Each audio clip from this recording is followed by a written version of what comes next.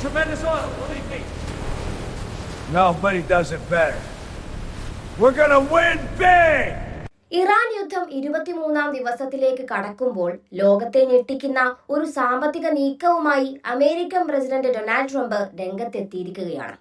ഇറാനെതിരെ ഇറാന്റെ എണ്ണ തന്നെ ഉപയോഗിക്കുക എന്ന വിപ്ലവകരമായ തന്ത്രമാണ് അമേരിക്ക ഇപ്പോൾ പുറത്തെടുത്തിരിക്കുന്നത്. ഇതിന്റെ ഭാഗമായി 140 ദശലക്ഷം ബാരൽ ഇറാനിയൻ എണ്ണയ്ക്ക് 30 ദിവസത്തെ ഇളവ് ട്രംപ് പ്രഖ്യാപിച്ചു കഴിഞ്ഞു.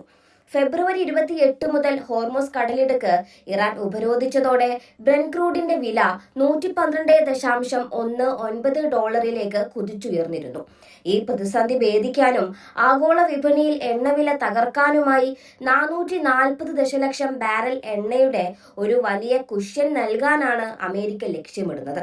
ഇതോടെ ഹോർമൂസിനു മേലുള്ള ഇറാന്റെ സ്വാധീനം കുറയ്ക്കാനും ഇറാനെ സാമ്പത്തികമായി ഞെരുക്കാനും കഴിയുമെന്ന് US treasury secretary Scott Bessent വ്യക്തമാക്കി.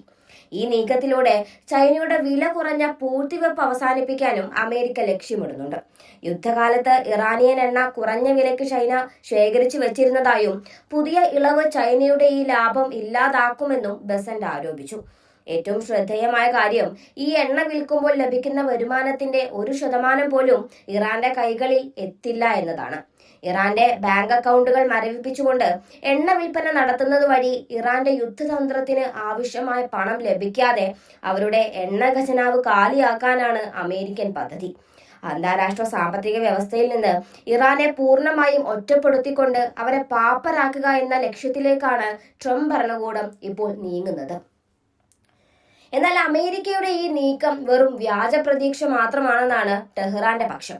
അന്താരാഷ്ട്ര വിപണിയിൽ വിതരണം ചെയ്യാൻ തങ്ങളുടെ കൈവശം മിച്ചമുള്ള അസംസ്കൃത എണ്ണ ഇല്ലെന്നും ട്രംപിന്റെ പ്രസ്താവന വെറും തട്ടിപ്പാണെന്നും ഇറാനിയൻ എണ്ണ മന്ത്രാലയ വക്താവ് സമൻ ഖോദൂസി പരിഹസിച്ചു.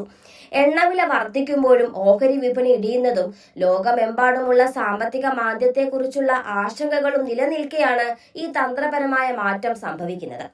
ബ്രെന്റ് ബാരലിന് $112.19 US വെസ്റ്റ് ടെക്സസ് ഇന്റർമീഡിയറ്റ് $98.32 എത്തി നിൽക്കുമ്പോൾ ഈ 30 ദിവസത്തെ മാർക്കറ്റ് ഓക്സിജൻ വിപണിയെ എത്രത്തോളം സ്വാധീനിക്കുമെന്ന് വരും ദിവസങ്ങൾ വ്യക്തമാക്കും.